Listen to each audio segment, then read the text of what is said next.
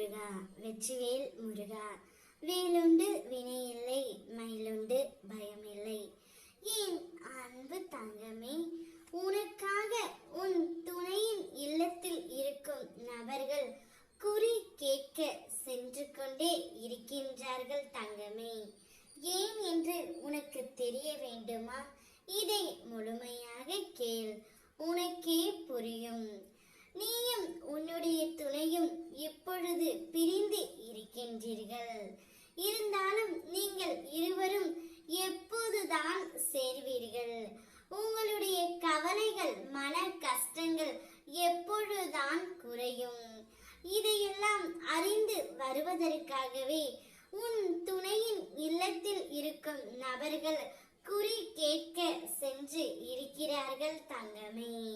அங்கு அவர் சொல்லும் பதில், இனி உன்னுடைய வாழ்க்கையில் எந்த பிரச்சனையும் இல்லாமல் இருக்க வேண்டும். அப்படி என்றால் நீ அனுதினமும் என்னையே நாடி உன்னுடைய வாழ்க்கையை தர வேண்டும். என்னை முழு மனதோடு நீ வணங்க ஆரம்பித்து விட்டாய். இனி உனக்கு கவலை ஏதும் இல்லை. குறி கேட்கும் இடத்தில் சொன்னது என்னவென்றால், நீயும் உன்னுடைய துணையும் கூடிய விரைவில் ஒன்று சேர்வீர்கள். அதற்கான சந்தர்ப்பம் கூடிய விரைவில் வரும். உங்களுடைய வீட்டில் சுப நிகழ்ச்சியும் மங்களகரமான செய்தியும் வரும் என்ற ஒரு நல்ல செய்தியை தான் சொல்லி அனுப்பினார்கள் தங்கமே. இதை கேட்டு உனக்கு சந்தோஷம்தான். நீயும் உன்னுடைய துணையும் எப்போது சேர்வீர்கள் என்று உன் துணையின் வீட்டில் இருக்கும் நபர்கள் அனைவரும் காத்து கொண்டு இருக்கின்றார்கள். கவலைப்படாதே தங்கமே. என்னுடைய ஆசீர்வாதத்தால் நீயும் உன்னுடைய துணையும் கூடிய விரைவில் ஒன்று சேர்ந்து விடுவீர்கள்.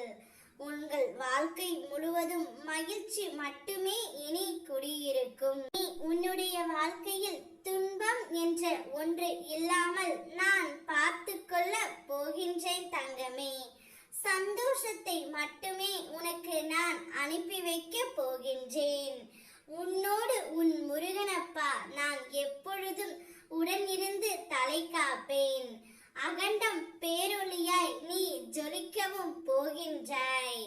என் கண் உன் பார்வை மீது பட்டுவிட்டது தங்கமே. இனி உன் வாழ்க்கை முழுவதும் சந்தோஷம் மட்டுமே நிறைந்திருக்கும். ஓ முருகா, வெற்றிவேல் முருகா.